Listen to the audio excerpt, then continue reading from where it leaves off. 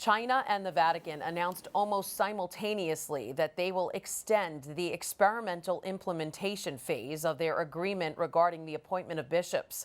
In a press release, the Holy See praises the two parties' good communication and cooperation and expresses its intention to pursue an open and constructive dialogue for the benefit of the life of the Catholic Church and the good of Chinese people. The United States government had pressured the Vatican not to renew the agreement, to which the Holy See responded that it wasn't a political agreement, but one of ecclesiastical and pastoral value.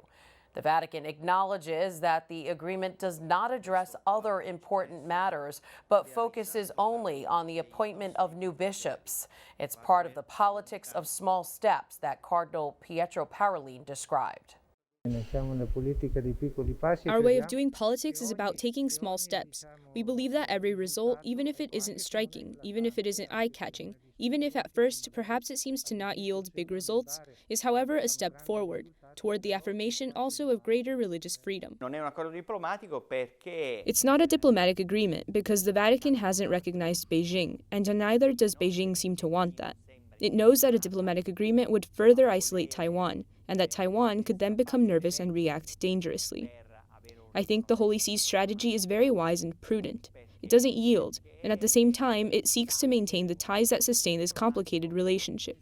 The content of the agreement is not public. In 2 years, it has allowed for the appointment of only 2 new Chinese bishops in communion with the Pope, despite the fact that there are about 50 vacant dioceses.